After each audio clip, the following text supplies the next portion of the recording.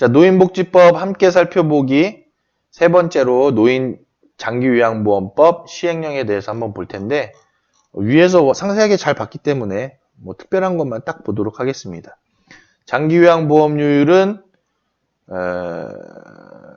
1만 분에 851로 한다는 거죠. 0.0851. 그 다음에 등급 판정 기준인데 이 부분 한번 읽어봐야 될 것 같아요. 장기요양 1등급은 전적으로 다른 사람의 도움이 필요한 자로 요양 인정 점수가 95점 이상인 거고, 2등급은 상당 부분 다른 사람의 도움이 필요한 자고 75점 이상 95점 미만인 자. 3등급은 일상생활에서 부분적으로 다른 사람의 도움이 필요한 자. 60점 이상 75점 미만. 4등급은 일정 부분 다른 사람의 도움이 필요한 자로 51점에서 60점 미만. 5등급은 치매 환자. 장기요양 점수 45점 이상 51점 미만인 자. 인지지원 등급은 치매 환자 45점 미만인 자에 해당합니다. 그래서 1에서 5등급으로 정해져 있다. 그리고 인지지원 등급까지 있다. 장기요양 인정 유효기간은 1등급은 4년, 2등급에서 4등급까지는 3년, 5등급에서 인지지원 등급은 2년으로 돼 있다라는 거고, 장기요양 인정 유효기간을 1년 미만으로는 할 수 없다는 거. 여기서 요 4년이라는 건 거의 변화 불가능하다. 2에서 4등급도 3년이라는 거는 변화 불가능하다. 2년이라는 거는 여기서 여기 넘어가는데 이 정도 시간 걸릴 것 같다라는 거죠. 그래서 여기서 쭉 건강하게 가야 되는데, 또는 이 등급 자체를 받기 전에 등회자인 상태에서 건강하게 쭉 가야 한다는 거죠. 근데 이런 부분이 지금 제도상으로 마련되어 있지 않다는 것은 문제가 있다라는 겁니다. 자, 이어서 장기요양 기관의 종류 및 기준에 대해서 나오는데 이게 굉장히 중요한 내용이죠. 그래서 재가급여를 제공할 수 있는 장기요양 기관은 노인복지법에 따른 재가노인복지시설이 가능하다라는 겁니다. 그래서 이게 이제 개정이 되는 거죠. 2019년 6월에. 그래서 지금부터는 재가급여를 제공하려고 하는 장기요양 기관이다 하더라도 노인복지법을 따라가야 한다라는 부분입니다. 그래서 재가노인복지시설이 되고 그에 따라서 지정을 받아야 한다라는 내용인 거죠. 그리고 시설급여를 제공할 수 있는 장기요양 기관은 노인복지법에 따른 노인요양시설이고 그에 따라서 지정을 받게끔 된다. 뭐 이건 동일한 내용이잖아요. 노인요양 가정생활, 노인요양 공동생활 가정도 노인복지법에 따라서 해서 지정을 받는 거다라는 거죠. 그래서 모체가 되는 법은 노인복지법인 거고, 이 법에 따라서 장기요양 기관으로 지정을 받는 건데, 이 지정을 받을 때 지정을 하는 심사위원을 두는 거고, 심사기구를, 그에 따라서 그 기구하고 건강보험공단의 의견을 바탕으로 이제 장기요양 지정을 내주겠다라는 법으로 바뀐다는 겁니다. 뭐 간단한 내용이에요. 그 다음에 장기요양 급여의 제공을 보시면은 장기요양 기관은 장기요양 급여의 제공을 시작하기 전에 장기요양 급여 제공 계획서를 작성해야 된다는 거. 그리고 여기 보시면은 어르신의 심신의 기능 상태나 수급자의 욕구, 장기요양 급여 등급 등이 변경이 되면 지체 없이 또 다시 이거를 계획서를 작성을 해야 되고, 수급자 동의를 받아서 공단에다가 전산으로 통보하게끔 된다. 이게 뭐 한 두 줄로 글자는 써놨는데 실제 일은 글쎄요, 뭐 그냥 실시간으로만 따진다고 하더라도 한 3-4시간 될 만한 일들이죠. 실효성에 대한 문제가 있습니다. 이 부분. 아까 제가 처음에 말씀드렸지만은 대분류, 중분류, 소분류 그래서 대계획, 중계획, 소계획이 단계적으로 이루어져야 되겠다라는 겁니다. 그 다음에 장기요양 지정 기준을 보시면 지자체는 장기요양 기관을 지정하려면 노인복지법에 따른 노인복지 시설 중에서 시설 및 인력을 갖춘 시설을 지정을 하게 된다는 것이죠. 그래서 모체가 되는 법은 노인복지법이다. 그래서 여기서 설치 신고를 먼저 하고 지정을 타고 가야 한다라는 부분입니다.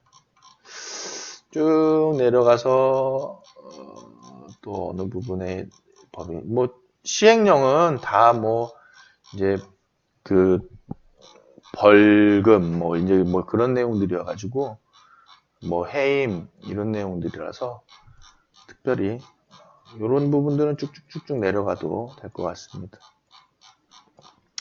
너무 많이 내려가는데 이렇게 내려볼까요? 이렇게.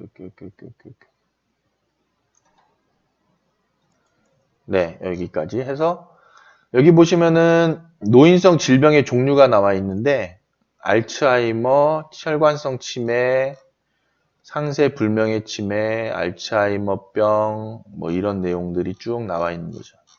이게 그 시행령에 나와 있는 거고 과징금 부과 기준도 있는데 뭐 이런 내용은 우리가 이제 실제 그 행정처분을 받을 때 얘기니까 지금 이 부분을 다 볼 필요는 없을 것 같습니다.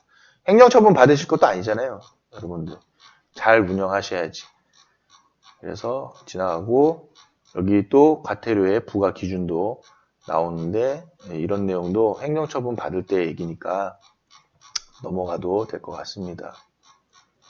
뭐 이렇게 신고하지 않거나 거짓이나 부정한 방법으로 신고할 때 과태료 금액의 1차 위반은 50% 뭐 여기 보면은 10,000원이네요 단위가. 그러면 500만 원인 거죠. 1,000만 원, 2,000만 원? 2,000만 원? 만, 10만. 이게 10,000원이니까요.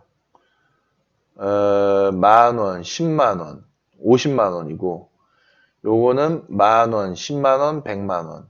요거는 200만 원. 네, 그렇게 되네요. 과태료니까 100만 원, 200만 원 해서 500만 원. 뭐 300만 원, 100만 원. 아까 위에서 그 500만 원 이하라고 했으니까요. 중요한 이제 또 시행 규칙을 보실 텐데 이 시행 규칙의 내용이 이제 중요하죠. 쭉쭉쭉쭉 이제 내려가서 장기요양 인정 신청의 조사를 보시면 공단의 직원은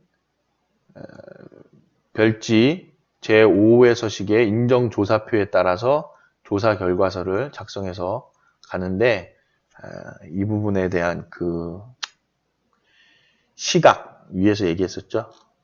그 내용이 지금 그 두 직원의 시각 내용이 시각이 중요하다. 근데 그게 지금 안타깝게도 시각이 지금 많이 좀 협소하다라는 거죠. 그래서 그 직원의 역량을 먼저는 공단에서는 검증을 해서 보낼 수 있는 그런 방향이 돼야 되겠죠. 유효기간의 산정 방법은 수급자에게 장기요양 인정서가 도달한 날부터 산정을 하는 건데 뭐 신청서에 따라서 그 유효기간을 신청한 날부터도 할 수 있는데 그런 거는 뭐 특별히 볼 내용은 아닌 것 같고 특별한 내용 사유가 있을 때에만 나오는 거니까. 자, 14조에 보시면은 장기요양 급여의 범위가 나오는데 장기요양 급여의 범위에서 제외되는 사항, 즉 비급여 대상에 대해서 얘기를 하고 있습니다. 첫 번째는 식사재료비. 식사재료비이기 때문에 식재료비라는 말 쓰지 마시고 식사재료비라고 써야 되는 상황이 될 것 같아요. 법이 항상 이렇게 해놓으니까. 그 다음에 상급침실 이용에 따른 추가 비용. 상급침실 이용료죠. 1인실이나 또는 2인실을 이용하는 경우에 해당하는 거라고 나와 있습니다. 그리고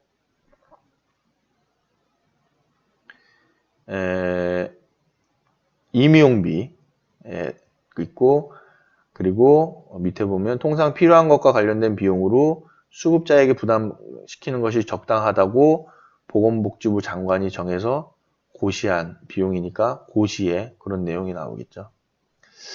상급 침실 이용료는 우리는 잘 할 필요가 있다. 왜냐하면 지금 다 4인실로만 돼 있는 거잖아요. 노인복지법이 그런 수준을 갖고 있기 때문에 4인실 위주로만 돼 있어서 이게 문제가 되고 있다라는 거죠. 그래서 시설 자체가 1인실이나 또는 2인실 구성을 가질 수 있는 법으로 바뀌어야 되는데 우리나라는 이런 실로 돼 있다라는 게 지금 아주 큰 문제입니다. 이 자체가. 그래서 상급 침실 이용에 따른 추가 비용에서는 장기 요양에 소요된 총 비용에서 1호, 3호, 4호의 비용과 장기 요양 급여 비용을 제외한 금액이 해당이 된다. 라는 건데, 뭐, 소요된 총 비용에서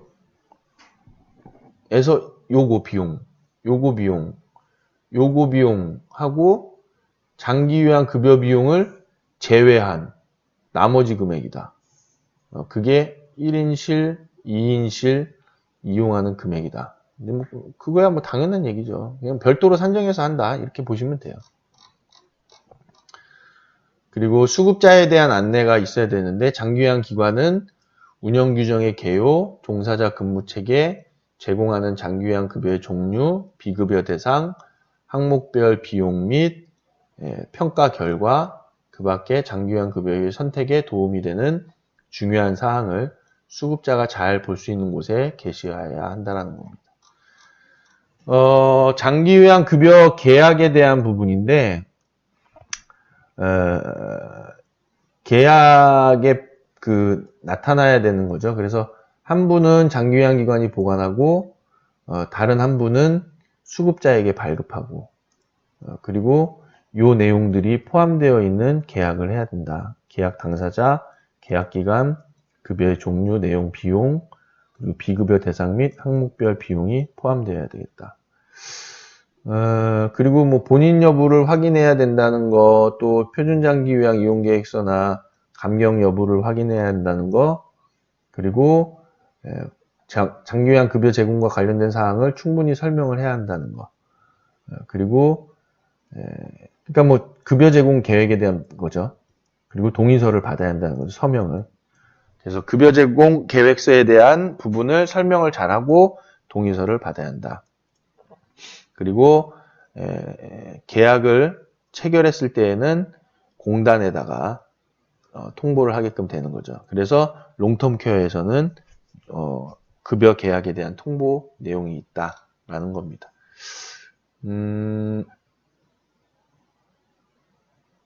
뭐 밑에는 이제 국민기초생활수급권자에 대한 내용이라서 뭐 저희가 그 기초생활수급권자에 대한 부분은 시에서 그 입소 이용 신청을 해서 시에서 승인하는 내용이니까 이건 특별한 내용이라서 일단은 넘어가도록 하겠습니다. 그리고 시설은 장기요양 급여의 기록을 해야 한다.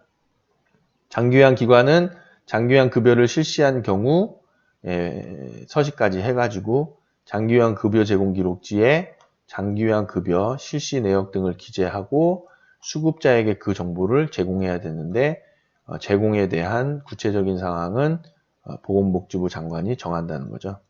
한 달에 한 번으로 돼 있어요. 그래서 비용 안내를 해주고 나서 이 장기요양 급여 제공 기록지를 보호자에게 제공을 하고 있다라는 거죠. 밑으로는 뭐 중요한 내용이 요 내용이 이제 제일 핵심인 거죠. 또 장기요양기관 지정 기준은 지정을 받으려는 사람은 그 별지 제19호에 보면은 장기요양기관 지정 신청서에다가 작성을 해서 제출을 해야 한다. 그 내용 중에 일반 현황, 인력 현황, 시설 현황이 포함돼야 되고 사업자 등록증 또는 고유번호증 사본이 들어가야 되는데 이거는 이제 그 사업자 등록증이나 고유번호증이 있는 경우에 해당하는 거죠. 근데 지금 보시면은 이게 2019년 6월 12일자로 지금 이제 개정을 하는 거거든요.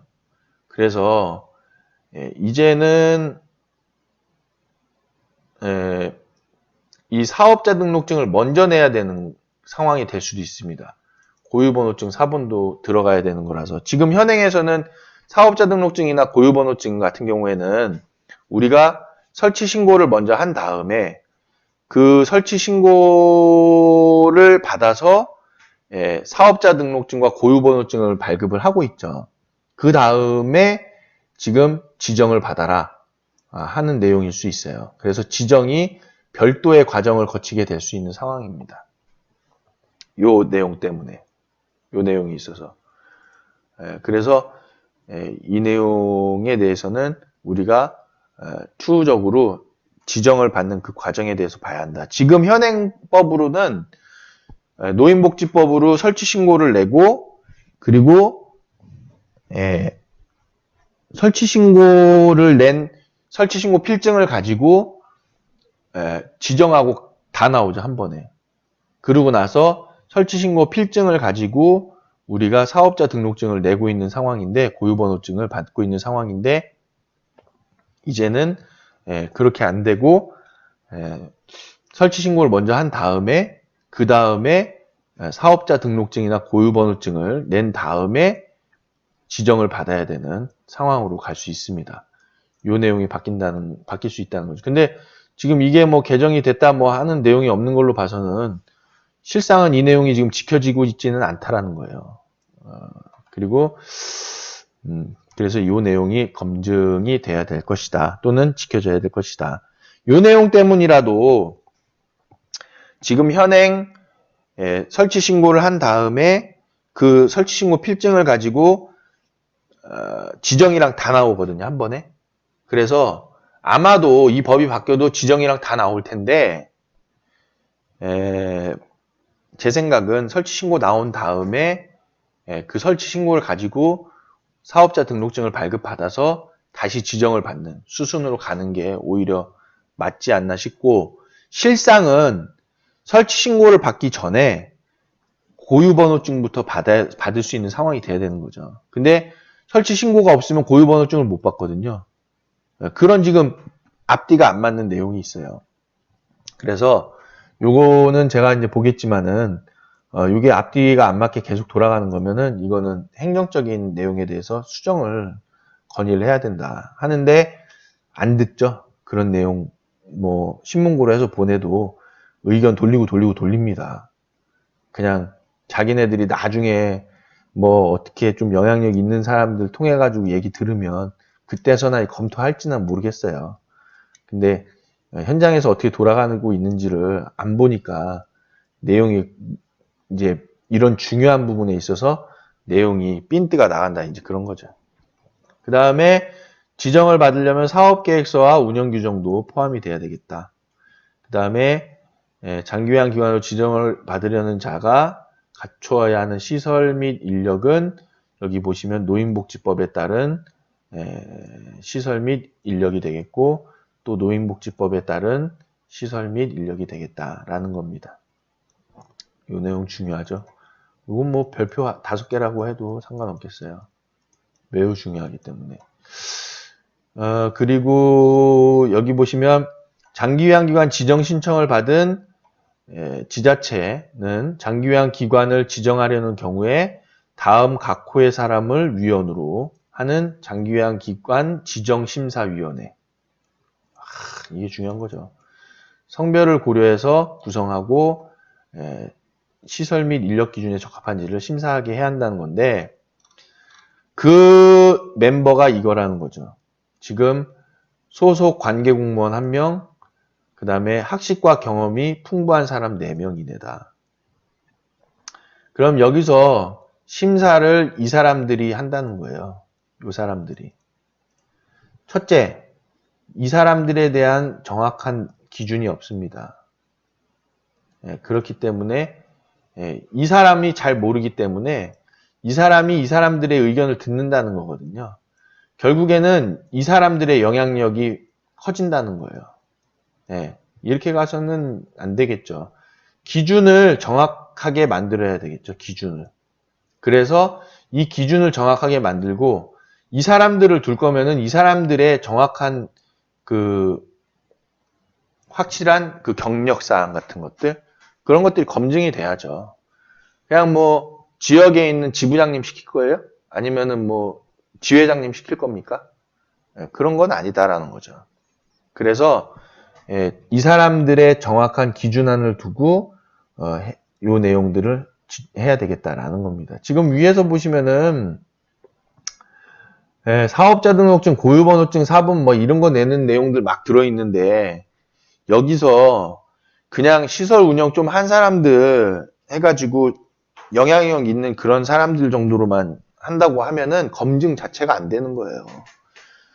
그렇기 때문에 여기 이 사람들에 대한 부분에 정확한 그 규정이 필요하겠다라는 겁니다.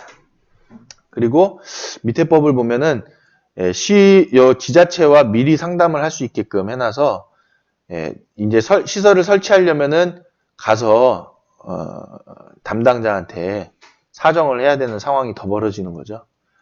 그리고 이 사람들은 이제 상담을 안 할 겁니다. 지금도 안 하고 있고. 그리고 상담 요 내용을 이 사람들한테 토스를 하겠죠. 누구한테 가서 얘기 들으세요. 이거 자료 보시고 하세요. 요 정도 수준이지. 거기 앉아서 뭐 건축물 대장 그 도면 보면서 설명 다 해주고 할 겁니까? 그런 상황이 안 되는데. 그리고 심사 결과 등을 고려해서 장기요양 기관 지정 여부를 결정하게 되는 시스템이기 때문에 이런 부분들이 지금 신설이 되는 거죠. 6월 12일자로 해서 신설이 되는 거다 보니까 이런 내용들이 지금 굉장히 민감한 내용이고 굉장히 중요하다. 그래서 지금 내용이 이렇게 돌아가는데 제일 핵심 키워드는 지금 여기거든요. 딴 거 없습니다. 지금 여기 이거예요. 이거. 제가 보기에는 이거하고 그리고 요 부분에 대한 내용. 요 키워드입니다. 현재 지정받고 있는 상황에서는. 그렇기 때문에 이 4명에 대한 정확한 인력에 대한 그 기준 그리고 사업자 등록증을 고유번호증을 먼저 받고 진행을 할 것인지 아니면은 설치 신고랑 지정 끝난 다음에 사업자 등록증을 발급받게 할 것인지 그거를 명확하게 하자라는 겁니다. 현행 노인복지법으로 설치 신고 내가지고 할 때 설치 신고를 낼 때 인력을 먼저 채용하게끔 하는데 인력 채용하려면은 이 2개가 필요한 거예요. 근데 이 2개 없이 지금 인력을 채용하는 것도 사실상은 위법이다.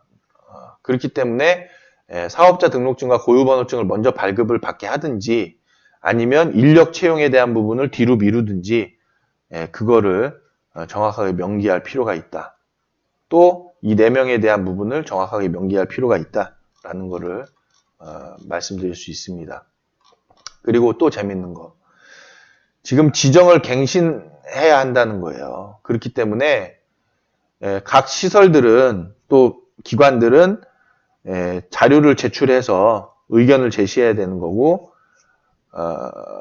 아니죠 시군구 구청장이 고려를 해서 심사를 해야 되기 때문에 어쨌든 시설에서도 자료에 대한 부분을 검증을 받는 내용이 되겠다. 그래서 시군구청장이 공단에 필요한 자료를 제출하고 의견을 제시하도록 요청할 수 있기 때문에 공단의 의견이 들어간다라는 거죠.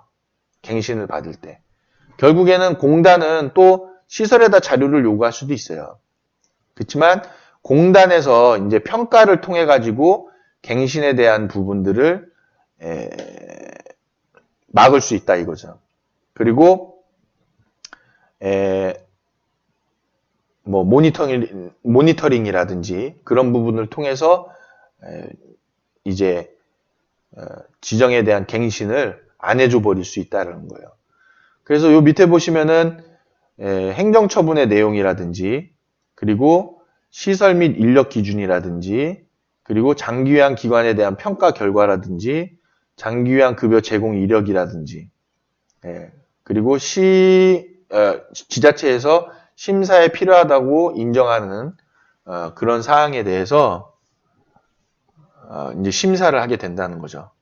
그렇기 때문에 지금 위에서 법에서 보니까 장기요양 기관 지정을 못 받은 상태에서 서비스를 제공할 때에는 장기요양 급여 비용을 수급자 보호자한테 주고, 그래서 그 보호자가 시설을 이용을 하는 데 있어서의 그러니까 장기요양 지정을 안 받은 시설을 이용하는 데 있어서의 비용을 보호자가 납부하게끔 한다. 결국에는 지정을 못 받는 데들은 이제 퇴화되도록 그렇게 만든다라는 내용을, 전체적인 흐름을 볼 수 있는 내용입니다. 그래서 그거를 지정갱신이라고 말을 하고 있는 거죠. 그리고 장기요양기관 변경 지정이나 변경 신고를 할 때에도 마찬가지로 변경 서류를 보시면은 그 변경 신청서에다가, 여기 있죠? 장기요양기관 변경 신청서에다가 해서 제출을 해야 한다. 그리고 변경 사항을 증명할 수 있는 내용들, 그리고 지정서도 반납을 해야 되고요. 그리고 변경 신고를 하려는 장기요양기관의 사항은 변경 사항이 발생한 날로부터 14일 이내에 변경 사항 신고서에 작성해서 서류를 첨부를 해가지고 안부를 첨부해서 시군구청장에게 제출을 해야 된다라는 내용입니다. 그리고 인력 현황에 변경 신고를 하는 거는 뭐 정보 시스템으로 변경 신고하면 되는 거고, 그리고 왜 이게 여기서 올해 이제 바뀌는 거냐면 사회복지사업법을 따라서 가는 거거든요. 위 법에서 우리 봤던 것처럼 이제 노인복지법을 타고 무조건 노인복지법에 의해서 설치 신고를 해가지고 지정을 받게 되는 거기 때문에 여기에서도 사회복지사업법이 첨부가 되는 것이다 라는 겁니다. 그리고 지정서가 다시 발급이 된다는 거죠. 그리고 장기요양기관 정보를 안내해야 되는 건데, 공단 인터넷 홈페이지에다가 이런 내용들을 쭉 게시를 해야 된다라는 거예요. 근데 보면 지금 게시가 잘 안 돼 있는 데들도 있죠. 그리고 여기 제 7번째 보면은 화재보험에 가입했는지 여부도 보게 됩니다. 요건 제가 써놓은 건데 확인해가지고, 화재보험은 근데 지금 현재 그 홈페이지 상에 화재보험에 대해서는 아직 그 입력하는 그 내용이 안 들어가 있죠. 그렇기 때문에 지금 요 내용도 추가가 될 부분이다 라는 겁니다. 그래서 롱텀 케어에는 지금 화재보험에 대한 입력하는 창이 빠져 있기 때문에 이 부분을 공단에서는 확인을 해서 화재보험도 입력을 하게끔 할 수 있는 창을 활성화시켜 줘야 될 것입니다. 그리고 이 내용들, 시설의 구조, 설비 상태, 건물 전경, 또 주소, 약도, 전화번호, 홈페이지 주소, 이런 것들이 그 공단 홈페이지 롱텀 케어 보면은 거의 다 입력하게끔 되어 있어요. 그리고 종사자 수, 근속한 연수, 입소 정원, 현재 입소 인원. 근데 근속한 연수는 빠져 있죠. 지금 그 공단 인터넷 홈페이지에 게시를 해야 되는데 근속한 연수가 빠져 있기 때문에 여기 지금 이게 바뀌는 내용이죠. 그렇기 때문에 아마 이제 이런 내용들이 바뀌어서 들어가는 것일 거다라는 겁니다. 힘든 거죠. 전체적으로 너무. 그 다음에 폐업 신고에 대한 부분은 시행규칙에서 폐업 신고서를 내야 되는데 그 중에서 수급자에 대한 조치계획서가 같이 들어가야 된다. 그리고 장기요양 지정서도 제출을 해야 되고, 또는 재가장기요양 선출신고서도 제출을 해야 되겠다. 그리고 장기요양기관 재무회계 규칙에 따른 결산보고서를 제출하게 되기 때문에 이제는 예산결산을 제출해서 그치는 게 아니라 이걸 이제 제출하게 되면 보게 될 거 아닙니까? 문제가 있었던 부분에 대해서. 근데 이거 앞뒤가 안 맞는 내용이에요. 폐업하는 시점에 결산보고서 제출해가지고 한다고 하는데, 먼저는 저는 공단 그리고 지자체에서 관리 감독이 안 된 거죠. 먼저는 결산보고서 본인들이 몰랐잖아요. 이거 내용 어떻게 돌아가는지. 이거 내용 돌아가는 거 인지한 거 아닙니까? 내용 듣고 하는 거에 대해서 해보니까 결산보고서 지금 중요하다고 해가지고 마무리하는 시점에 결산보고서 본다, 들여다본다 하는 건데 솔직히 큰 의미 없어요. 다만 지금 결산보고서를 해마다 제출하고 있는 상태에서 결산보고서를 마무리하는 시점에 다시 내라라는 거는 큰 의미는 없고, 결산보고를 끝내고 폐업해라, 지금 이제 그런 의미인 거거든요. 그렇기 때문에 결산보고서를 끝내고 지금 마무리하는 것 자체가, 네, 어쨌든 지금 시설에서는 이 내용 때문에 문내라도 결산보고서를 상시적으로 관리가 되고 있어야 되겠다. 하여튼 법에서는 폐업을 할 때 결산보고서를 제출하게끔 이제 돼 있다라는 거고, 자료의 이관에 대해서도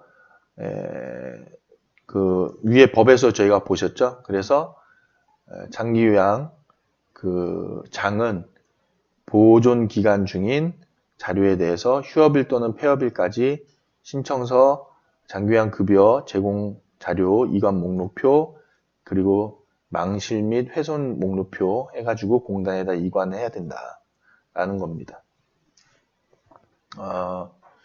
그렇기 때문에 저는 글쎄요, 뭐 이거를 전자로도 할 수 있는 상황이기도 하지만은, 근데 이제 전자로 하는 것보다도 이런 이유에 의해서 전자로 하지 말고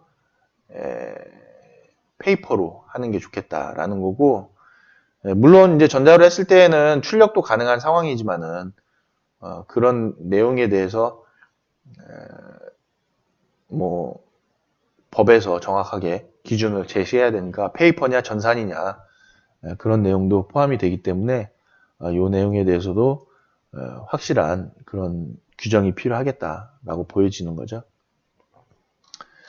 그 다음에 내려가서 또 내용을 보시면 이 내용은 좀 확인해 볼 필요 있죠. 재가 및 시설 급여 비용의 산정 방법에 대한 건데, 물론 이제 보건복지부 장관이 고시를 하게 되겠지만은 방문요양이나 방문간호는 방문당 제공 시간으로 가는 거고, 방문 목욕은 방문 횟수로 가는 거고, 주야간 등급과 1일당 급여 제공 시간을 기준으로 가는 거고, 단기보호는 등급과 제공 일수로 가는 거고, 복지연구는 뭐 기타 재가급여는 뭐 품목별 또 제공 방법별 기준으로 가는 거고, 시설급여는 등급과 제공 일수로 간다라는 거죠. 그래서 요 세 시설은 비슷한 구조를 갖고 있다라고 볼 수 있습니다. 어쨌든 서비스별로 산정 방법 및 항목에 대해서는 이렇게 돌아가기 때문에, 시설은 그래서 1일당 얼마 이런 식으로 이제 책정을 하게끔 되는 거죠. 그 다음 38조 보시면은 공단은 평가를 실시할 수 있다 해서 평가가 들어가기 때문에 평가에 대한 부분을 잘 준비하시는 게 굉장히 중요하다라는 거를 여러분도 꼭 알아두셔야 되겠습니다. 자, 그래서 이제 그 시행규칙 마지막에는 별표 서식이 있어가지고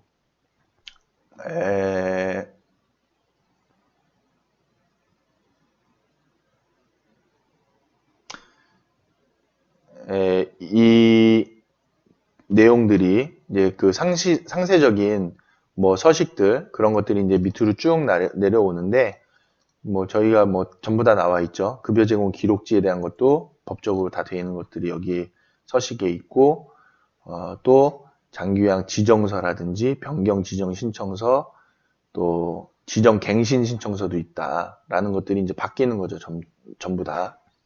그리고 삭제되는 것도 있고 변경 신고서라든지 이런 부분들 이렇게 나와 있다라는 것들 보시면서 장기요양 보험법에 대해서 우리가 한번 쭉 살펴봤습니다. 뭐 전체적으로 내용을 정리를 한다고 하면은 이제 새로운 법이 이제 정해지면서 이 내용들을 통해 가지고 지정을 받고 그리고 다시 지정을 또 갱신하는 내용들의 변경들이 많이 생겼다. 특히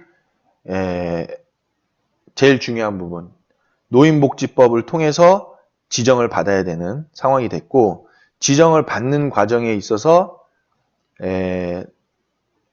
그 지정을 심사하는 위원이 4명이 있어서 관계 공무원에게 의견을 제시를 하게 된다. 그래서 이 4명에 대한 기준이 정확하게 구체적으로 마련이 되어져야만 객관성을 유지할 수 있는 내용이 될 것이다 라는 거고, 첫째로는 노인복지법이 확실하게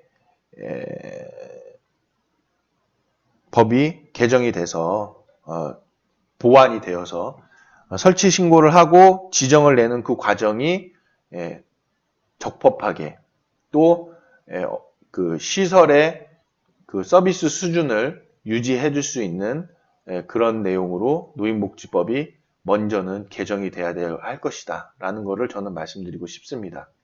그리고 이 법들 내용의 제일 중요한 부분 하나는 등급을 양산시키는 이 상황에서 등급 양산보다도 등급을 예방하는 방향으로 법이 개정되어야 할 것이다 라는 부분을 우리는 좀 의견을 전체적으로 그런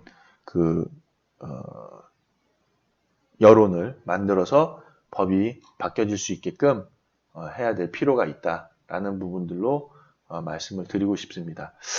긴 시간 동안 이 노인 장기요양보험법에 대해서 쭉 하나씩 짚어봤는데요.